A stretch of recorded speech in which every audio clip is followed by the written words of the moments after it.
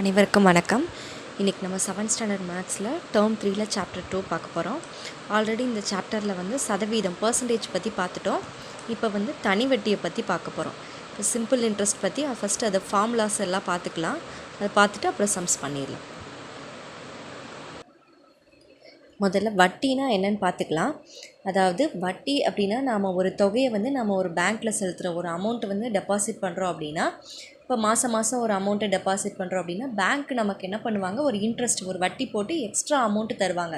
நீங்கள் இவ்வளோ அமௌண்ட்டு நிறைய சேமிச்சிருக்கிறீங்க, ஸோ அதுக்கு நாங்கள் இன்ட்ரெஸ்ட்டு தரோம் அப்படின்னு சொல்லிட்டு தருவாங்க. ஸோ அதுதான் வட்டி. நாம் அமௌண்ட்டை சேமித்தாலும் அதுக்கு வட்டி கிடைக்கும், நம்ம கடனாக வாங்கினாலும் அதுக்கும் நமக்கு இன்ட்ரெஸ்ட்டு நாம் பே பண்ணுற மாதிரி இருக்கும். எக்ஸ்ட்ரா இப்போ ஒரு 10,000 கடன் வாங்கியிருக்கிறோம் அப்படின்னா ஒரு 12,000 நம்ம பே பண்ணுற மாதிரி இருக்கும். ஸோ இதுதான் வட்டி. எக்ஸ்ட்ரா அமௌண்ட் நம்ம பே பண்ணுறோம் இல்லையா, பே பண்ணுறது இல்லைன்னா எக்ஸ்ட்ரா அமௌண்ட் நம்ம ரிசீவ் பண்ணுறது குறிப்பிட்ட தொகைக்கு, அதுதான் நம்ம இங்கே வந்து வட்டின்னு சொல்கிறோம். ஸோ இப்போ நம்ம வட்டியோட ஃபார்முலா பார்க்கலாம். Simple interest equal to PNR by 100. PNR by 100. இதில் பீன்றது வந்து அசல், அதாவது நம்ம செலுத்த வேண்டிய தொகை. சரி, அதுதான் அசல். என்னன்றது நம்பர் ஆஃப் இயர்ஸ், அதாவது எத்தனை வருடங்களுக்கு நாம் அந்த தொகையை செலுத்தியிருக்கிறோம் அப்படின்றது. ஆர் வந்து வட்டி வீதம், ரேட் ஆஃப் இன்ட்ரெஸ்ட்னு சொல்லுவாங்க. ஒரு குறிப்பிட்ட தொகைக்கு இவ்வளோ ரேட் ஆஃப் இன்ட்ரெஸ்ட்டு, ஒரு பர்சன்டேஜ் 5%, 2% அந்த மாதிரி ஒரு பர்சன்டேஜ் போட்டு நமக்கு வட்டி வாங்குவாங்க, அதுதான். ஸோ ஆர் வந்து வட்டி விகிதம். ஸோ இதுதான் formula. Simple interest equal to PNR by 100. Next நம்ம ஒரு தொகை செலுத்தியிருக்கிறோம் அப்படின்னா அதனோட வட்டி சேர்த்து நமக்கு தருவாங்க இல்லையா, ஸோ அதை வந்து மொத்த தொகைன்னு சொல்கிறோம். ஸோ அது வந்து அமௌண்ட் அப்படின்னு சொல்லுவோம். ஸோ இந்த அமௌண்ட்டுக்கு ஃபார்முலா என்ன அப்படின்னா, அந்த அசல்னால் என்னது, பிரின்சிபல். இது வந்து இந்த பிரின்சிபலோட அந்த இன்ட்ரெஸ்ட், அந்த வட்டியை வந்து நாம் ஆட் பண்ணுறோம். ஸோ அந்த பிரின்சிபலோட நாம் வட்டியை ஆட் பண்ணும்போது நமக்கு மொத்த தொகை கிடைக்கும். இப்போ 10,000 நம்ம செலுத்தியிருக்கிறோம் அப்படின்னா நமக்கு 12,000 தந்தாங்க அப்படின்னா அதுதான் மொத்த தொகை. அந்த 12,000 தான், அதாவது 2,000 வட்டியையும் சேர்த்து நமக்கு தருவாங்க. ஸோ இதுதான் மொத்த தொகை. ஓகே, ஃபார்முலா பார்த்தாச்சு. நம்ம இப்போ சம்ஸ்க்கு போகலாம். ஃபஸ்ட்டு கொஷின், ரூபாய் 25,000க்கு 8% வட்டி வீதம் 3 ஆண்டுகளுக்கு தனி வட்டி காண்க. Find the simple interest on ₹25,000 at 8% per annum for 3 years. Okay, நம்ம ஃபார்முலா என்ன பார்த்தோம், simple interest equal to PNR by 100. So இதுதான் P. N வந்து எத்தனை ஆண்டுகள், 3 ஆண்டுகள். R வந்து 8%. ஸோ நம்ம டைரெக்டாக ஃபார்முலா அப்ளை பண்ணிடலாம். So 25,000 into 8 into 3 by 100. So PNR by 100. So நம்ம இந்த 0 கேன்சல் பண்ணிடலாம்.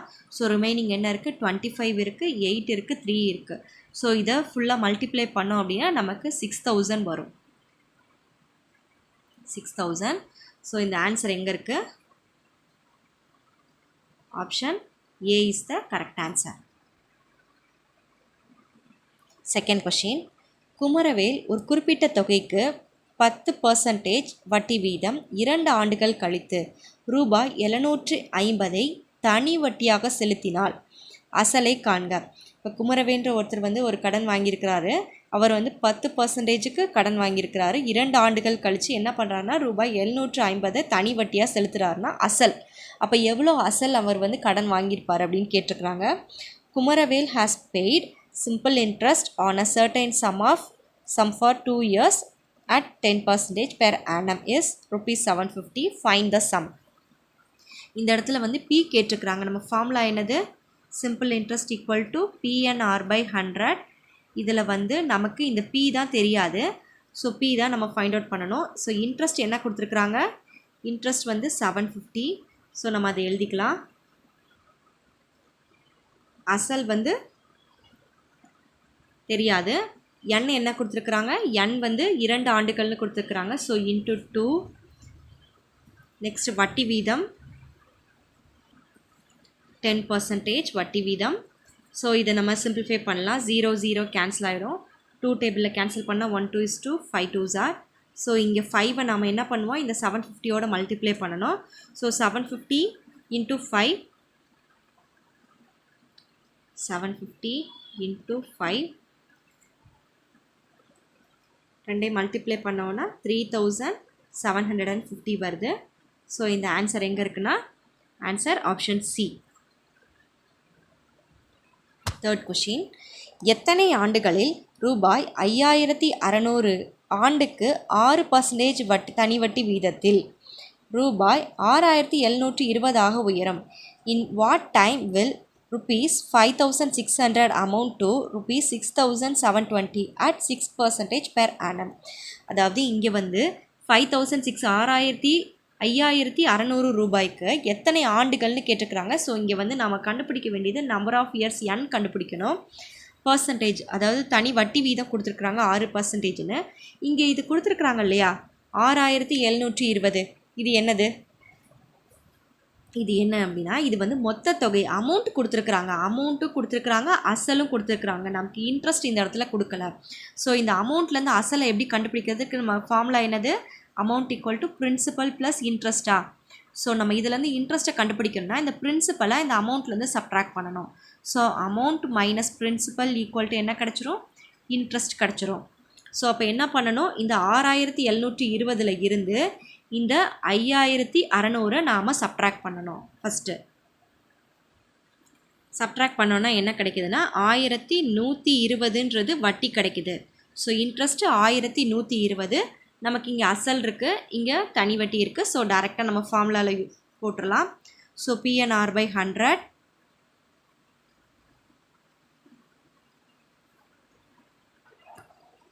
இதுதான் ஃபார்முலா. நம்ம சப்ஸ்டியூட் பண்ணலாம். ஃபார்முலாவில் என்ன வரும்? 5600 இன்ட்டு என் வந்து என்னது தெரியாது நமக்கு. ஸோ என் கண்டுபிடிக்கணும். So 6% by 100 equal to 1120. So இதுதான் 0 கேன்சல் ஆகிடும். நமக்கு இங்கே என்ன இருக்குது? 56ம் இங்கே 6ம் மட்டும்தான் இருக்குது. ஈக்குவலுக்கு இந்த பக்கம் 1120 இருக்குது. ஸோ இந்த 1120 நாம் 56ஆலையும் இந்த 6ஆலையும் நாம் டிவைட் பண்ணணும். ஸோ 56ஆல் டிவைட் பண்ணோன்னா 2 டைம்ஸ் போகும். ஸோ 2 0 இங்கே 0 இருக்குனால 0 வந்துடும். ஸோ 20 ரிமைனிங் என்ன இருக்குன்னா 20/6 இருக்குது. ஸோ இதையும் அகெயின் 2 டேபிளில் நம்ம கேன்சல் பண்ணலாம். So 10 2s are 20, 3 2s are 6. So லாஸ்ட்டாக நமக்கு 10/3 தான் இருக்குது. ஸோ 10/3 நாம் டிவைட் பண்ணோம் அப்படின்னா 3 1/3 வரும். ஸோ மிக்சட் ஃப்ராக்ஷனில் வரும். 3 1/3 இயர்ஸ் தான் நமக்கு, அந்த இயர்ஸில் நமக்கு இந்த வட்டி வீதம் கிடைக்குது. ஸோ இது ஆன்சர் எங்கே இருக்குதுன்னு பார்க்கலாம். ஆன்சர் ஆப்ஷன் டியில் இருக்குது. Option D is the correct answer. Okay, இது எப்படி இந்த 10 டிவைட் பண்ணலான்றதை பார்க்கலாம். 10 3ஆல் டிவைட் பண்ணோம் அப்படின்னா 3 3s are 9. ஸோ ரிமைண்டர் 1 வந்துடுது. ஸோ இதுதான் ஹோல் நம்பர், இது வந்து நியூமரேட்டர், இதான் டினாமினேட்டர். அப்போ 3 1/3ன்றது இப்படி தான் கிடச்சிது. ஓகே, நெக்ஸ்ட் சம் பண்ணலாம். ஃபோர்த்து சம், அசல் ரூபாய் 46,000 ஒரு ஆண்டு 9 மாத காலத்திற்கு பிறகு தனி வட்டி மூலம் மொத்த தொகையாக ரூபாய் 52,440 உயர்ந்தது எனில் வட்டி வீதத்தை காண்க. A sum of rupees 46,000 was lent out at simple interest and at the end of 1 year and 9 months the total amount was rupees 52,440. Find the rate of interest. இங்கே வந்து rate of interest ஆர் கண்டுபிடிக்க சொல்லியிருக்கிறாங்க. இங்கே பாருங்கள், year பாருங்கள், இது வரைக்கும் நாம் 2 ஆண்டுகள் 3 ஆண்டுகள் அந்த மாதிரி தான் நம்ம பார்த்தோம். இங்கே வந்து ஒரு ஆண்டு 9 மாதங்கள்ன்றதை நம்ம பார்த்ததே இல்லை. ஸோ ஃபஸ்ட்டு நம்ம இயரை வந்து நம்ம ஈஸியாக ஃபஸ்ட்டு கன்வெர்ட் பண்ணிக்கணும். ஸோ ஒரு ஆண்டு 9 மாதங்கள்னால் 1 9 மொத்தம் எத்தனை மாதங்கள் ஒரு வருஷத்துக்கு அப்படின்னா 12 மாதங்கள். ஸோ 1 9/12 போட்டுக்கலாம். ஸோ இதை நம்ம சிம்பிளிஃபை பண்ணோன்னா 3 3s are 9, 4 3s are 12. So இது என்ன ஆச்சு அப்படின்னா 1 3/4ன்னு வந்துச்சு. 1 3/4. ஸோ இதை மறுபடியும் நாம் என்ன பண்ணணும், இதை வந்து மிக்சட் ஃப்ராக்ஷனில் இருக்குது, இதை வந்து நம்ம இம்ப்ராப்பர் ஃப்ராக்ஷனில் மாற்றணும். ஸோ அப்போ 4ஐ 1ஐ மல்டிப்ளை பண்ணால் 4, இந்த 3 ஆட் பண்ணோன்னா 7. ஸோ 4 + 1 7. ஸோ 7/4ன்னு வந்துடுச்சு. ஸோ n வந்து என்ன கிடச்சிருக்கு? 7/4 வந்துடுச்சு. ஸோ இதை மறக்காதீங்க. ஸோ n இடத்துல நாம் இந்த 7/4 தான் நாம் அப்ளை பண்ணணும். இந்த ஒரு ஆண்டு 9 மாத காலம் வந்து n 7/4 இயர்ஸ்ன்னு நம்ம கன்வெர்ட் பண்ணியாச்சு. இங்கே நமக்கு அசல் வந்து நமக்கு 46,000, மொத்த தொகை ஏ கிடச்சிருக்கு, ஏ கொடுத்துருக்குறாங்க 52,440. ஸோ நாம் என்ன பண்ணணும், நாம் இன்ட்ரெஸ்ட் கண்டுபிடிக்கணும்னா இந்த அசலையும் இந்த மொத்த தொகையிலேருந்து அசலை நாம் சப்ராக்ட் பண்ணணும். அப்போ என்ன கிடைக்கும், 6,440 கிடைக்கும். ஸோ இதை ரெண்டையும் சப்ராக்ட் பண்ணோம் அப்படின்னா 6,440 வந்து இன்ட்ரெஸ்ட் கிடச்சிருச்சு. இப்போ நம்ம ஃபார்முலாவில் அப்ளை பண்ணலாம். 6,440 I is equal to PNR. So 6,440 equal to இங்கே என்ன வரும், 46,000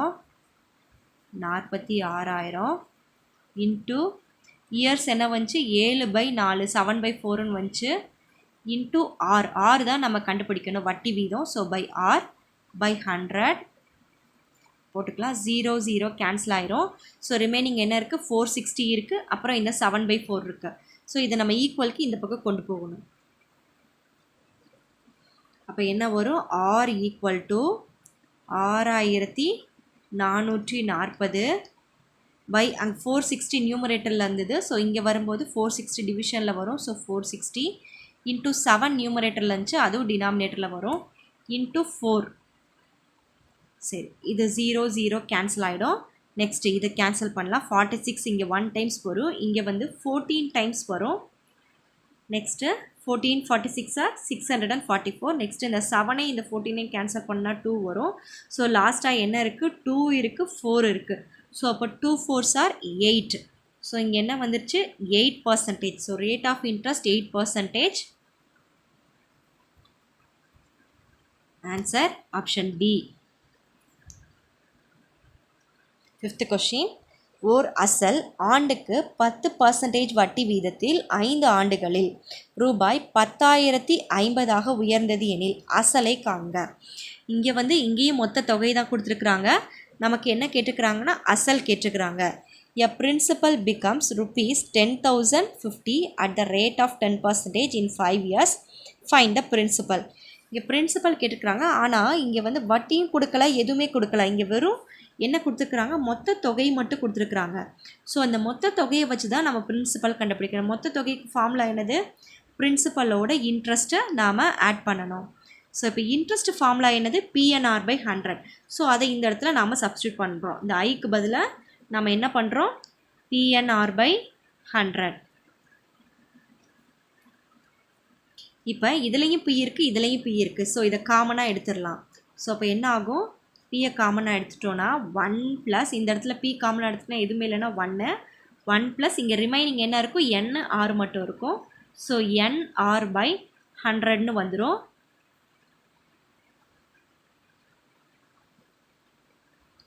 இப்போ நம்ம சப்ஸ்டியூட் பண்ணலாம். நமக்கு அமௌண்ட் என்ன கொடுத்துருக்குறாங்க, 10,050 ஈக்குவல் டு பி நமக்கு தெரியாது. ஸோ பியை பின்னு வச்சுக்கலாம். பி இன்ட்டு 1 + என்னோட வேல்யூ ஆனது, என் வந்து 5 ஆண்டுகள். So 5 into rate of interest பார்த்திங்கன்னா 10%. ஸோ 10/100. ஸோ இதை நம்ம கேன்சல் பண்ணலாம். 0 0 கேன்சல் ஆகிடும். 5 வந்து 2 times.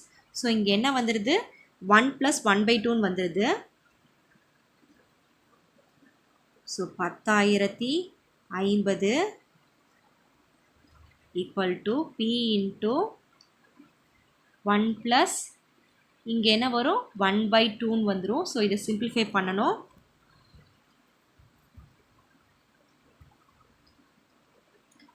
$10,050 equal to P into 1 + 1/2 simplify பண்ணால் இங்கே கிராஸ் மல்டிப்ளை பண்ணுவோம். ஸோ 2 வரும். So 2 + 1 divided by 2. So LCM எடுத்தோன்னா இப்படி தான் வரும். ஸோ இங்கே என்ன வந்துடும், பி இன்ட்டு 3/2ன்னு வந்துடும். ஸோ நம்ம பி தான் கண்டுபிடிக்கணும். அப்போ இந்த 3/2வை இந்த பக்கம் கொண்டு போகணும். அப்போ என்ன ஆகும், இது 2/3ன்னு வரும்.